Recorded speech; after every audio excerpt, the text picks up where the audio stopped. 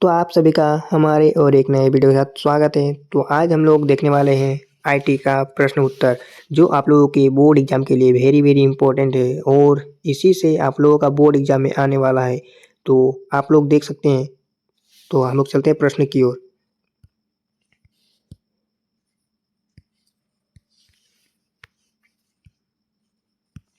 तो ये देख सकते हैं हम लोग का पहला प्रश्न खुल चुका है। तो पहला प्रश्न लिखा है, हम फिर यहाँ पर डैश है चुनकर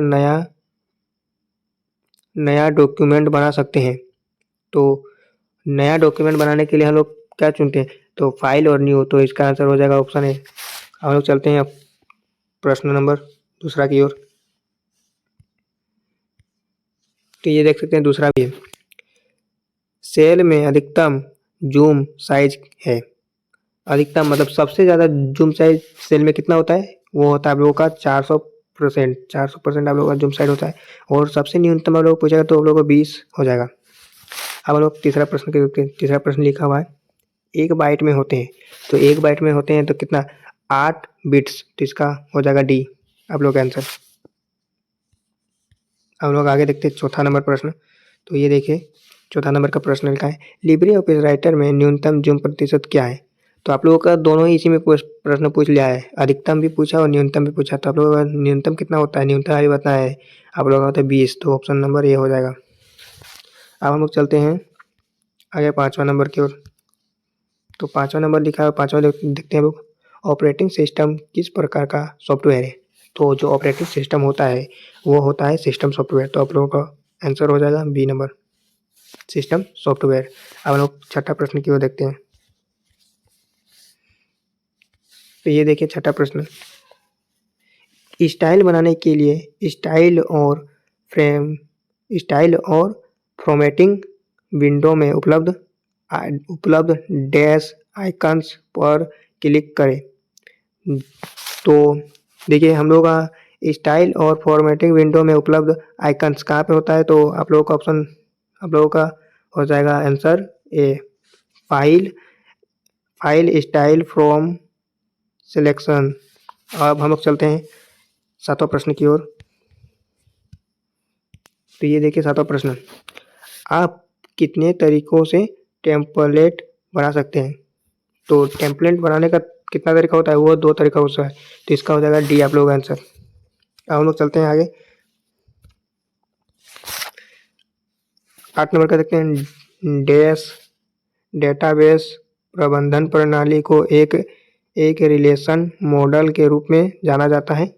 तो डेटाबेस प्रणाली को कौन सा रिलेशन मॉडल के रूप में जाना जाता है? तो आप लोगों का 8 नंबर का आंसर हो जाएगा और आप लोगों का हो जाएगा ए, डीबीएमएस। डीबीएमएस को क्या बोलते हैं? Database management system. अब लोग चलते हैं 9 नंबर का प्रश्न को देख लेते हैं। तो ये देखिए 9 नंबर का प्रश्न आप लोग को लिखा है, कौन सा सॉफ्टवेयर कंप्यूटर के हार्डवेयर को नियंत्रित करता है? जो कंप्यूटर के हार्डवेयर को नियंत्रित करता है कौन सा सॉफ्टवेयर करता है? तो आप लोग का ऑप्शन हो जाएगा system software, option number A. आप लोग 10वां प्रश्न क्यों देखते हैं। तो ये देखते हैं 10 नंबर का प्रश्न। 10 नंबर का प्रश्न लिखा है, सेल में रीनेम सीट विकल्प किस मेन्यू में उपलब्ध है? जो सेल रहता है उसमें रीनेम सीट कौन सा मेन्यू में उपलब्ध रहता है? तो आप लोगों को इसका सिंपल सा उत्तर हो जाएगा आप लोगों का सीट, मतलब ऑप्शन डी आप लोगों का आंसर हो जाएगा। अब हम लोग चलते हैं 11 नंबर का प्रश्न। तो ये देखिए 11 नंबर का प्रश्न। 11 नंबर का प्रश्न बताने से पहले अगर आप लोगों ने हमारे चैनल को सब्सक्राइब नहीं किया तो सब्सक्राइब कर दे और अपने दोस्तों के साथ शेयर कर दे। तो हम लोग 11 नंबर का प्रश्न को देखते हैं। तो लिब्रे ऑफिस राइटर में कौन सी शॉर्टकट कुंजी का उपयोग डबल अंडरलाइन के लिए किया जाता है? तो डबल अंडरलाइन के लिए हम लोग कौन सा शॉर्टकट कुंजी का उपयोग करते हैं? तो इसका हो जाएगा Ctrl+D, ऑप्शन नंबर डी हो जाएगा, Ctrl+D।